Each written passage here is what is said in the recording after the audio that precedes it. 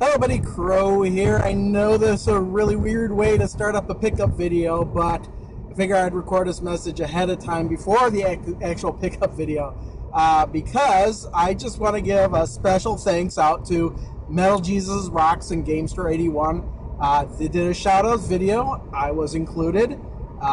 Gained a whole boatload of subscribers due to that, so if you're new to the channel, welcome.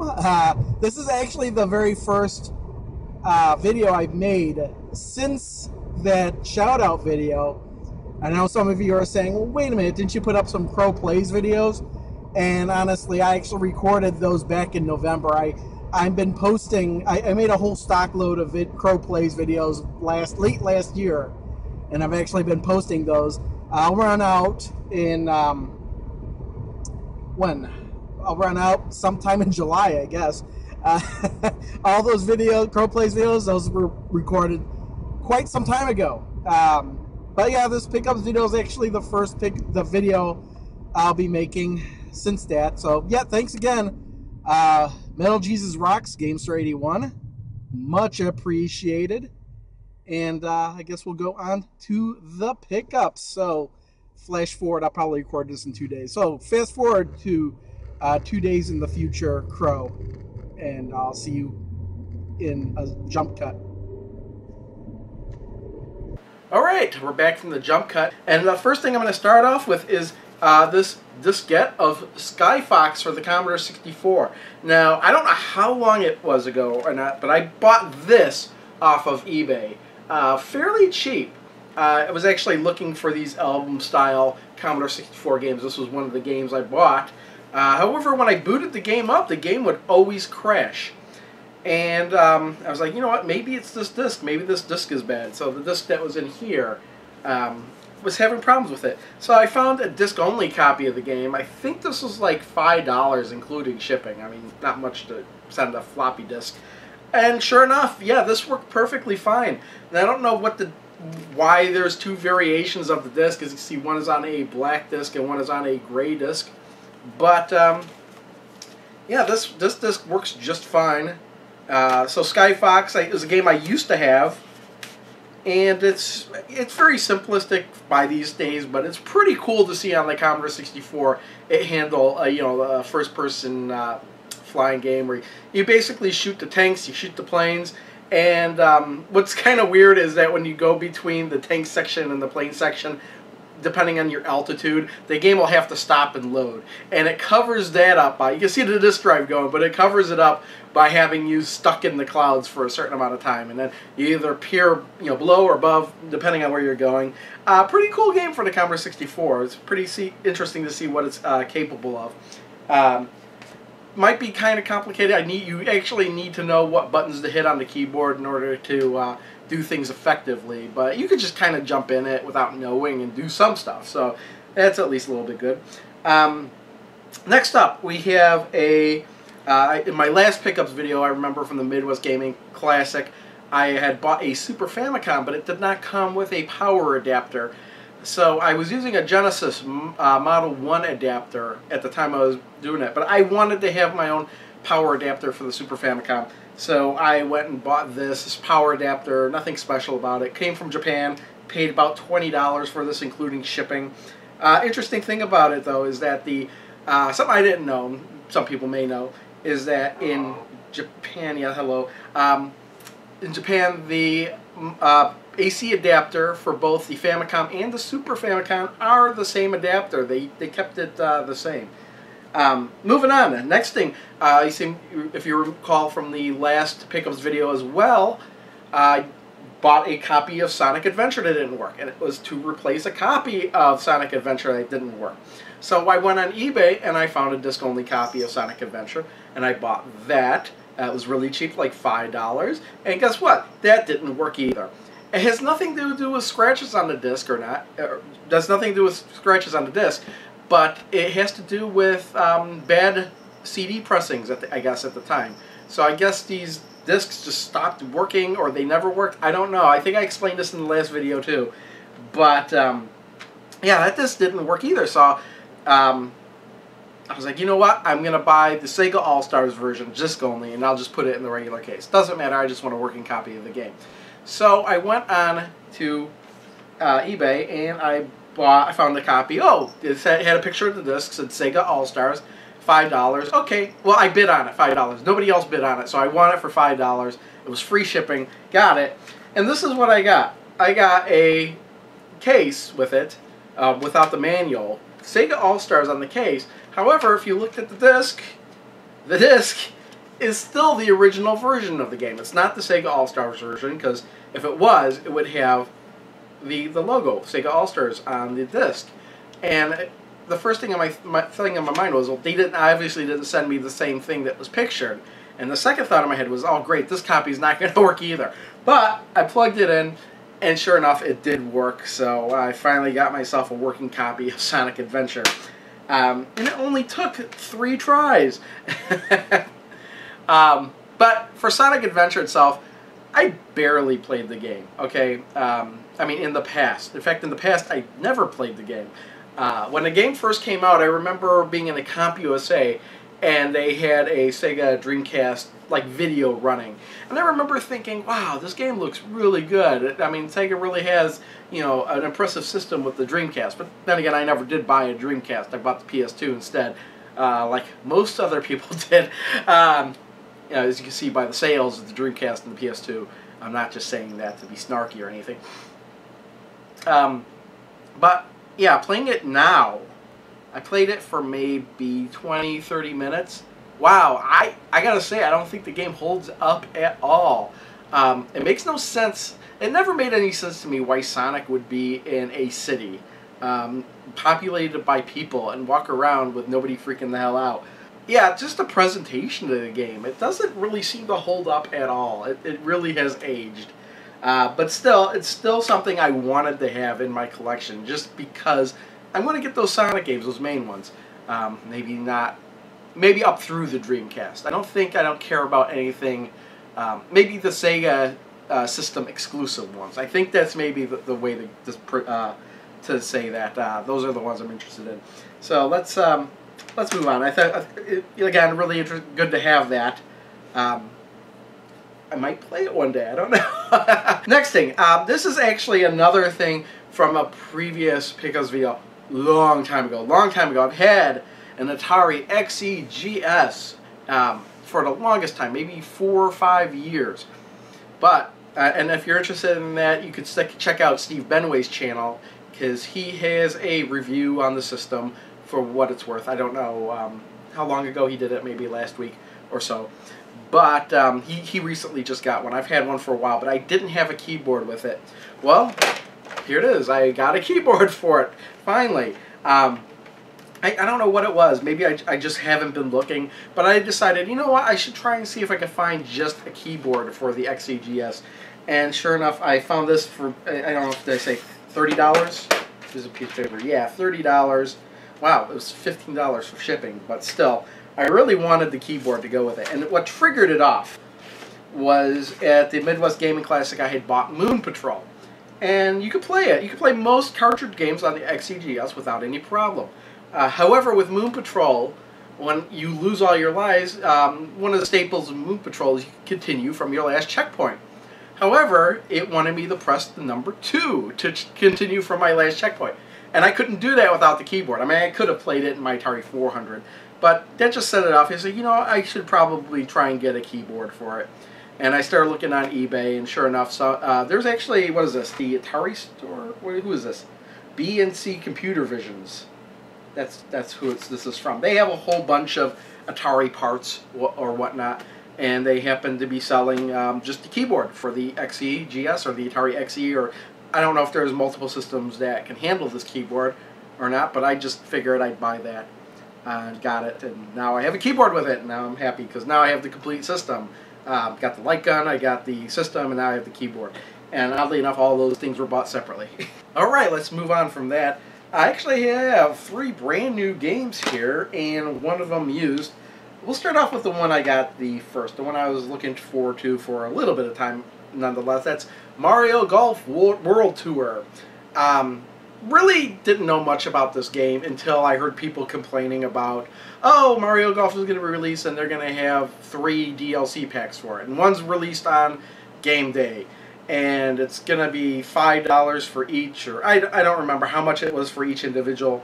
But I did buy the extra content, the season pass, if you will, for this. And as a rule, I really don't like... I'll play you later. Where was I? Oh, DLC. Anyway, before we get into that, let me talk about the game a little bit. It's like Hot Shots Golf, except I feel that Hot Shots Golf plays a little bit better. It's, I don't know, just maybe it's because I've been playing the series so long or whatnot. But Mario Golf really does, it is good on its own right. Just kind of confuses me that the buttons are a little bit different. I feel like I don't have as much control over what I'm doing than I do in Hot Shots Golf. But there are lots of tournaments going on, and that is a good thing. There's lots of different game modes and lots of Mario themed courses and items and whatnot. And that's what I think sets this game apart from Hot Shots Golf.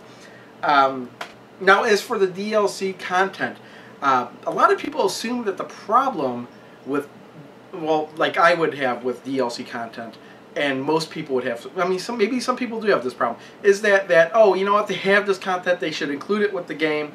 You know, that why are they making me pay extra for this? Oh, by the way, Mario Golf, $30. I actually got, had some kind of coupon for Toys R Us, so I got it for maybe even a little bit less than that.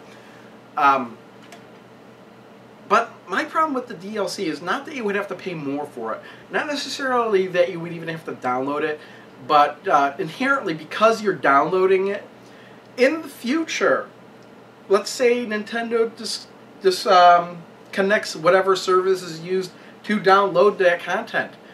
In the future, if somebody wanted to play the game, they would not be able to get that content at all unless they re-released the game with all the content on the cartridge.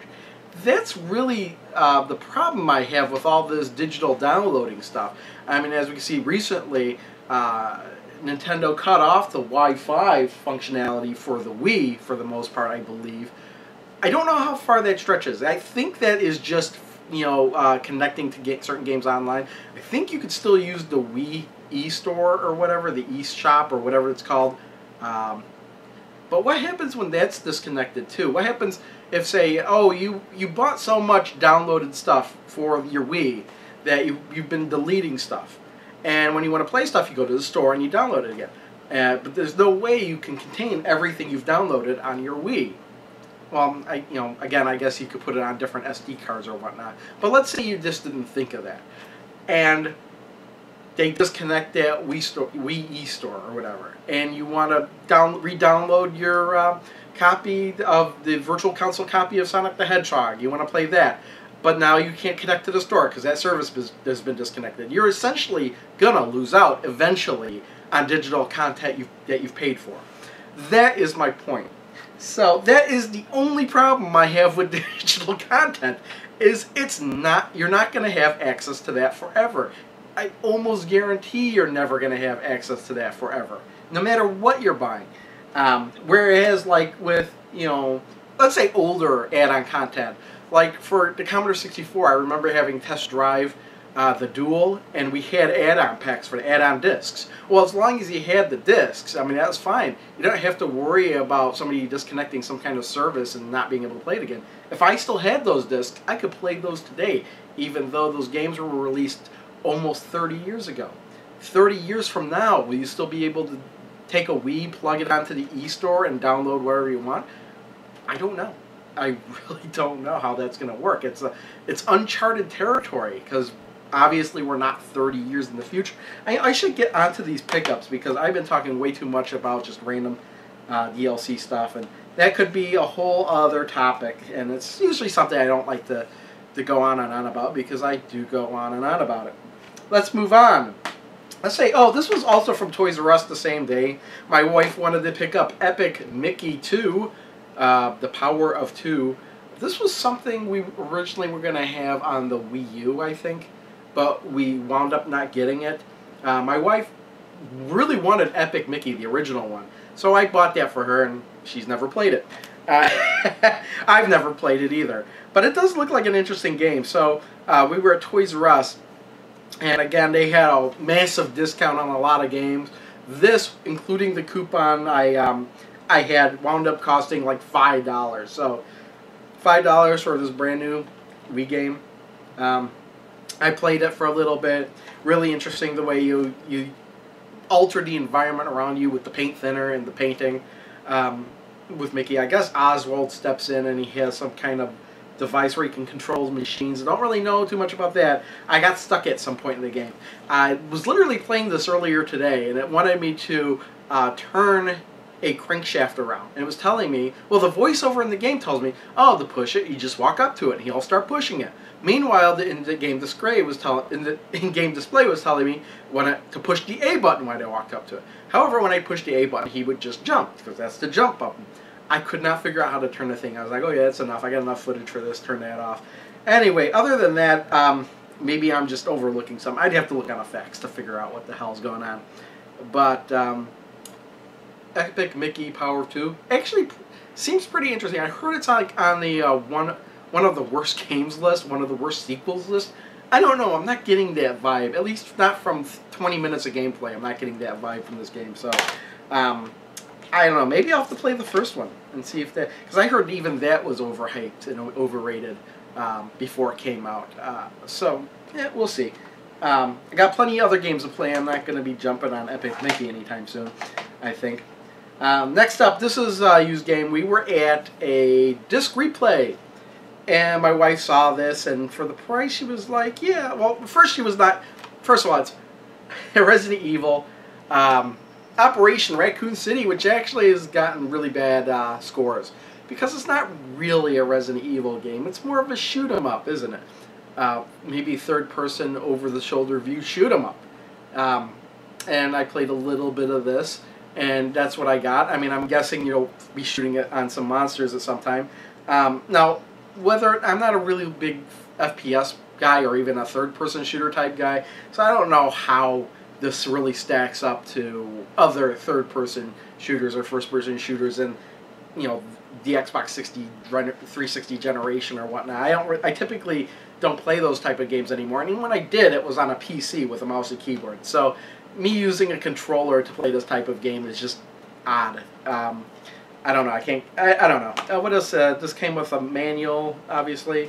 But what it was I was trying to take some stuff to disc replay that I wouldn't be able to sell on eBay. I'm selling still tons of stuff on eBay.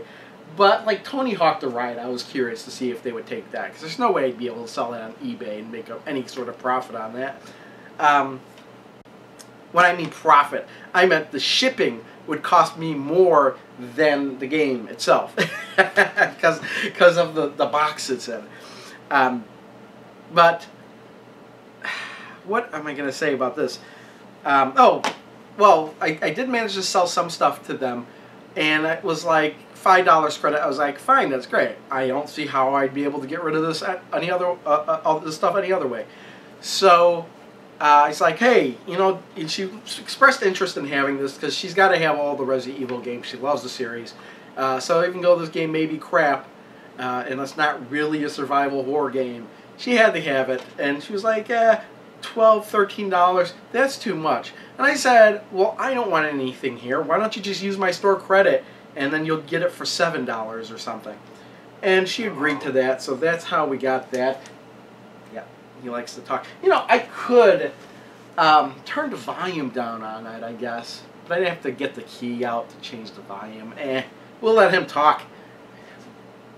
Anyway, again, I just played a little bit to capture some footage until I died because I suck at these games, and that was it. So that's Resident Evil, Operation Raccoon City. That'll just go with her Resident Evil games upstairs in the living room. Next game, and actually this is the final video game, isn't it? This is something that, this is kind of odd how I stumbled across this. I'm on Amazon frequently, and sometimes it tells me games I might be interested in.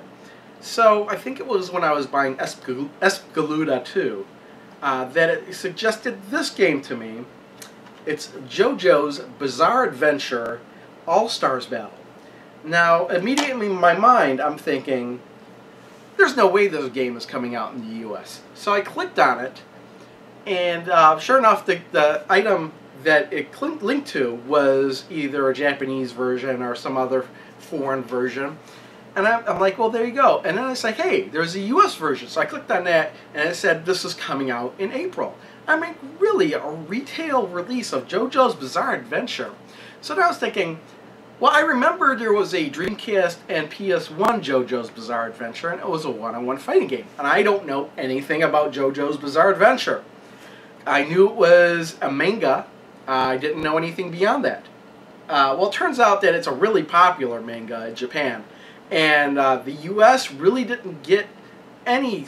I mean, we got a couple issues of that, but there was some issues with the fact that I think that a lot of characters and moves in the series itself are named after musical references, bands, people, just songs. Like even JoJo himself is referring to that Beatles song, "Get Back." With JoJo was a man who thought he was a loner. I mean, that's where that reference is coming from. There's characters in there, Dio Brandy, I can't remember, Dio Brando.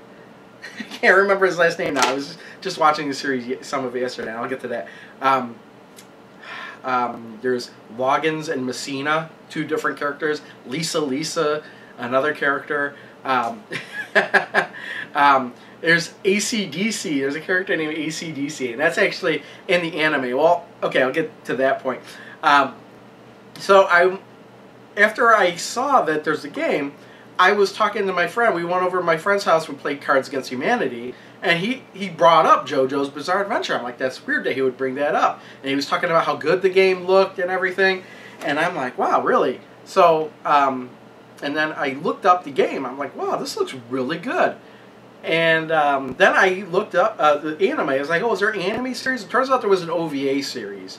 But it's really based on, not the beginning, but just late in 2012, they had started a JoJo's Bizarre Adventures TV series. So I downloaded that and I watched almost the first season. 2 episodes away from finishing the first season. And yeah, I really like it. So I started watching the anime, and then I bought the game through Amazon. It was $50 with free shipping. And even with free shipping, it took 2 days to get to me. Because I ordered this game earlier, like not even a week ago. And I've had the game since Thursday. So yeah. What can I say about the game? It doesn't really... It's a fighting game. Visually really impressive. It really has that comic book feel, or manga feel, depending on how you want to say it. Really couldn't just jump into it, play it. I was kind of fumbling a little bit when I was just playing it. I only played it really for 20 minutes. Played through the first... I mean, I played story mode, and they broke out the story through all the story arcs. And what's funny about JoJo's Bizarre Adventure in general is that each story arc takes place in a different... Well, it seems to take place in a different time period with different main characters that all happen to be named JoJo. It's really odd. And all the musical references in the game. In fact, I've had the song Roundabout by Yes stuck in my head ever since I started watching it, because that is the song they chose for the end credits in the anime. So, yeah, I gotta get that song in my car somehow now. But yeah, it's really over the top. There's environmental hazards, as from what I've seen in each of the environments I've seen. What I also like is you start off with like a selection of 10 characters, but there's a ton of characters to unlock, and you have to play the other modes to unlock them. And I actually missed that in some fighting games, where, I mean, there are some characters I think you can buy DLC characters, but I just like the fact that there's characters you have to unlock. I kind of missed that. I like that. So you have to actually play and get used to the game before it gives you more characters to mess around with. So yeah, the game gives you a weak attack, medium attack, strong attack, and then there's a button you can hold. You push the button and you can like rotate in and out of the 3D environment. And then there's a couple other buttons too, and I'm not sure really how I was doing some special moves or not, but I was doing them. I wanted to play it kind of like a Street Fighter-esque type of game, and I really couldn't play it that way. It's not really, doesn't really play like a Tekken-esque type of game. It doesn't play like a Dead or Alive type of game. It's got its own unique feel, and it may not be the best fighting game out there, but it certainly is unique, and I would highly recommend at least trying it out. Like I said, the visuals are amazing, and once you actually start getting into the series, there's a lot of little nods to, you know, certain things that happen in the series that I just found very amusing and entertaining, and I won't even get into that because I could talk about that forever. Anyway, that is all the games. However, I do have some more stuff.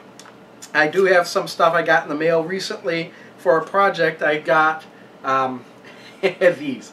What are these? Universal game cases. I got a box of 100 of them in the mail couple days ago. This was something I was planning to do for a long time, and actually wanted to get started on it because I've got my eBay thing going, and I think I could start up a new project. But I wanted to get, for all my loose cartridges, cases, and these are the Universal game cases. I got these from, you can get these from one or two places. One is the Video Store Shopper, and the other one is MediaShelving.com.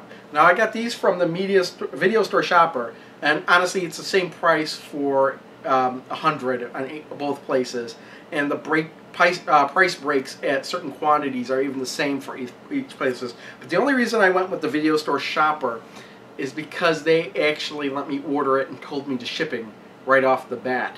Whereas with the MediaShelving.com, they wanted to send you what you wanted to have you send what you wanted, and then they would send you a quote back or an invoice back, which you would then pay. And it just seemed like a long, laborious process where I just wanted 100 right off the bat. So yeah, these will hold. It even has in here, written in here, it says, well, it could hold a CD, but I'm definitely not going to use that for a CD. I don't know why you would use this for a CD when you could just use a CD case or a DVD case. So you have, it'll hold the Genesis games, 32X games I've put in there. It worked just fine. Even has a special groove for those bigger Electronic Arts games, but I wouldn't be putting Genesis games in here anyway because all my Genesis games have regular Genesis boxes. Super Nintendo, Nintendo 64, and that's what really all it recommends. I'm planning on maybe putting Commodore 64 cartridges in there, also maybe the Atari, computer cartridges in there. Atari 2600, Atari 7800. I could put these in there and they'll kind of rattle around, but they'll be fine. I could still have a case for them. The only bad thing of Famicom I could put in there, the only thing it won't hold is an NES cartridge, because it's too, not that it's too big, but all the grooves in here are in the way. But what I plan on doing, I'm going to experiment. I think you could cut away some of these grooves, and then you'll be able to fit an NES cartridge in there. Now, my wife actually has a special soldering iron where I could put a blade on it, so I could heat up like an X-Acto knife blade and heat that up and cut away this with a soldering iron and make it look pretty good, because I did that in the past before with a project. So I'm probably going to try that. And I actually did as a sample just one Super Nintendo game, just because I did it really quick, and it would look kind of like this. I forgot to mention it does have that insert in there, so you could put a cover case in there. Now I'm going to have to redo this one, as you can see if I open that up. I could throw a manual in there, or I could throw in the Super Nintendo game fits in there. But I got some better paper, but I printed this on regular 8.5 by 11 size paper, and it comes up just a little short. My printer won't print to the outer extreme edges, so I did get some legal paper to try this again. But imagine having all these games on the shelf just like that. I know a lot of people have already done it. In fact, the cover project, in fact, with the cover project, the covers you're going to print out, this is where I got this ActRaiser box from, case cover from. They're designed to fit these cases specifically, the Universal game cases.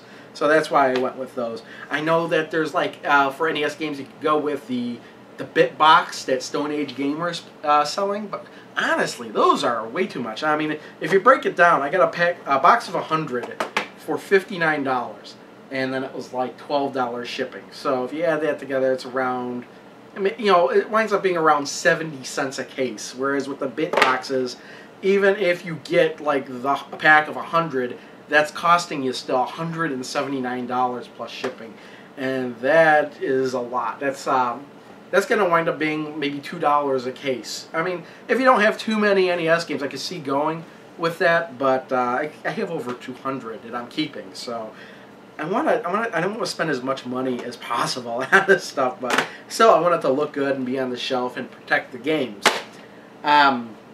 So yeah, there's that.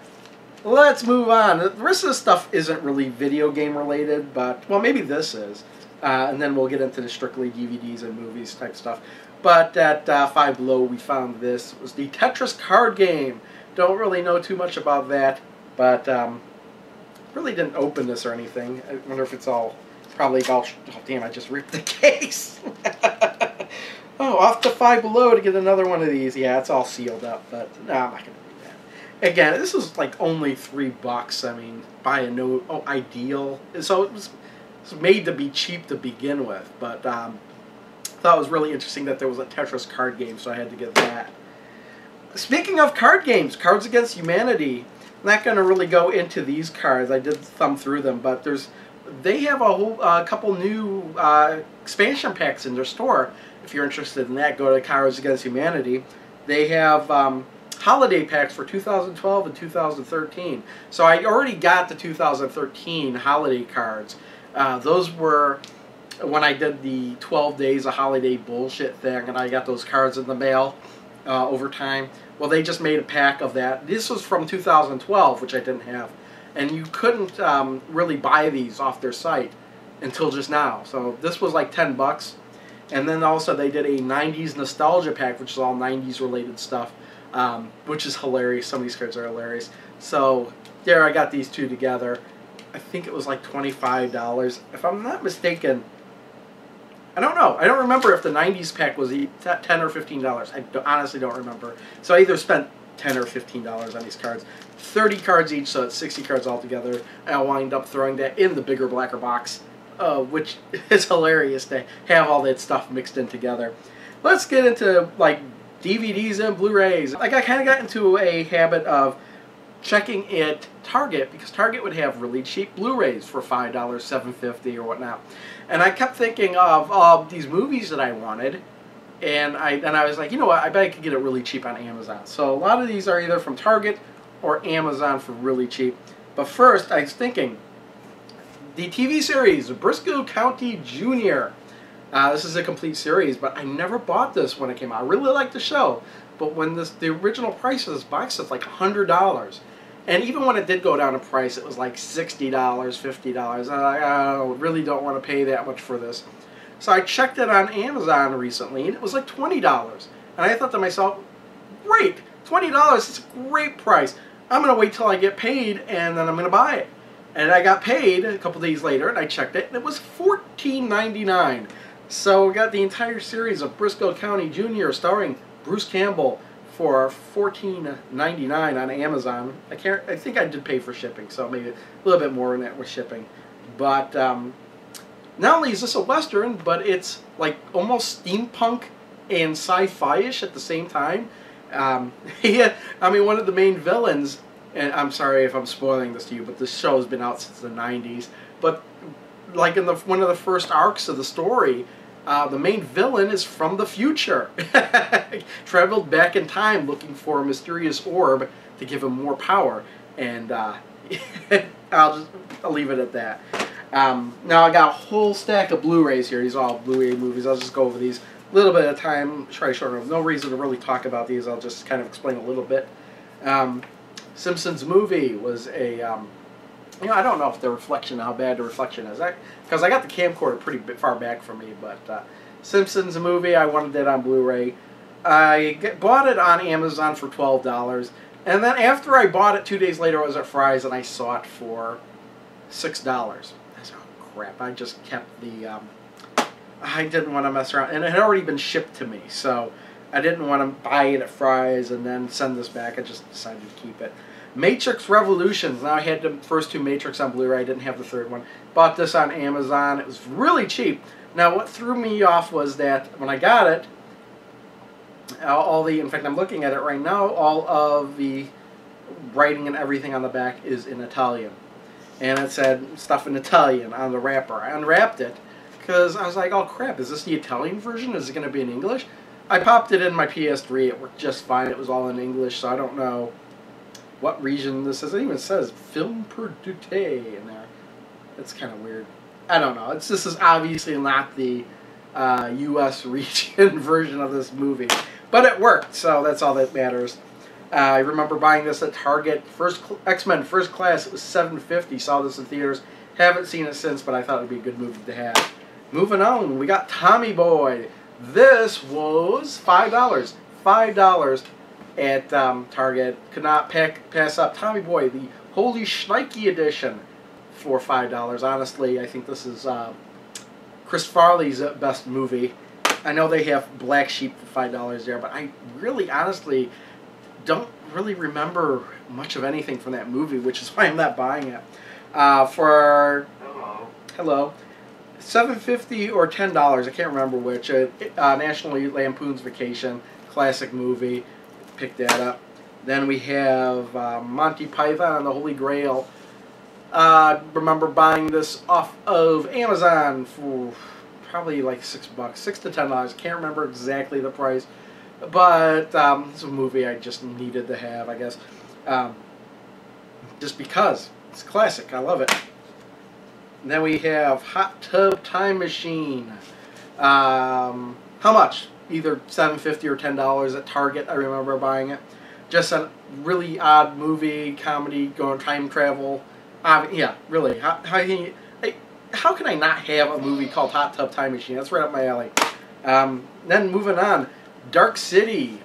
Really classic movie. This movie came out just before The Matrix. And I feel that this movie has held up better than The Matrix. If you don't know anything about Dark City, I really can't talk much about Dark City. It starts out like a film noir thing, mystery, but sometime during the movie, it's like things just expand so wide that the whole MacGuffin of the original plot of the movie just doesn't even apply anymore. You're like, what the hell is going on? What's all this stuff going on? This guy's accused of a murder, but you know, soon after events transpire, you know, he's still wanted for the murder, but you don't even really care anymore. It's a really good movie, very sci-fi and film noir at the same time. And then we have Anchorman. I bought this, it was $13 I remember at Target. The reason I bought it is because I didn't have it, but also because they had also just come out with Anchorman 2, which is a movie I wanted to see. This was also $13 at the same time, so it was brand new release, $13, so I just picked that up in the original one too, because I wanted to watch the original one before I watched Anchorman 2. And would I recommend it? Sure, why not? It's a funny movie. And that's all the pickups. Let's see how long this video is going to last. 40-minute pickup video? I don't know. I did talk a lot about random stuff. I might cut some of that stuff out. But anyway, thanks everyone for watching. See you all next time. Bye.